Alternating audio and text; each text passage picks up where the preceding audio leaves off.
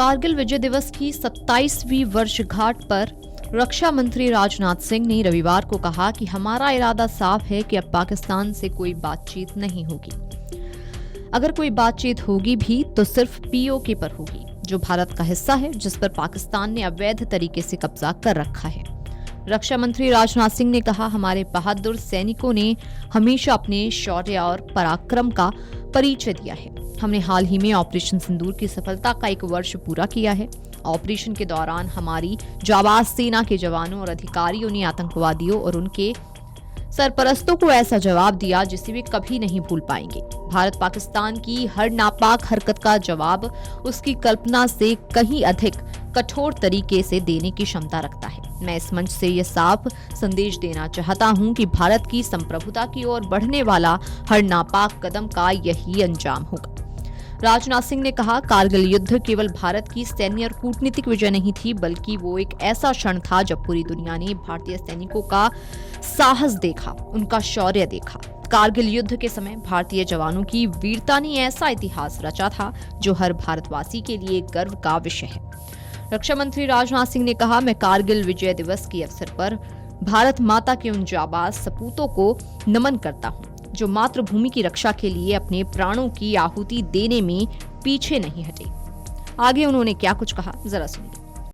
क्या पाकिस्तान से कोई बात नहीं होगी, और अगर बात होगी तो सिर्फ पीओके पर ही बात होगी, जो कि भारत का हिस्सा है, जिस पर पाकिस्तान ने अवैध तरीके से कब्जा किया था।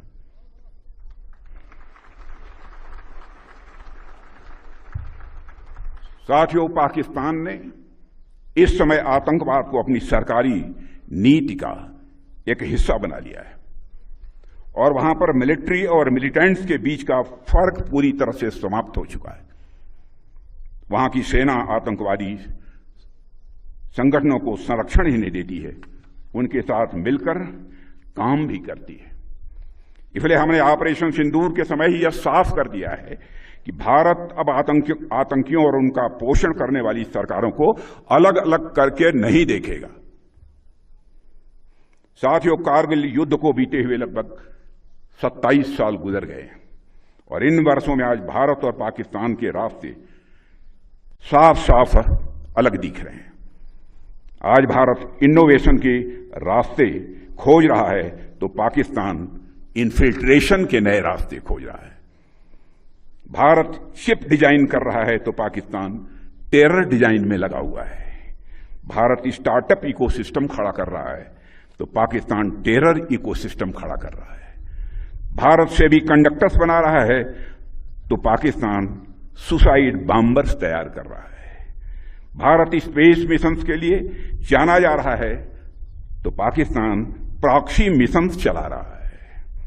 भारत अंतरिक्ष में सैटेलाइट्स भेज रहा है तो पाकिस्तान आज भी आतंकवादियों को सीमाओं के पार भेजने में लगा हुआ है।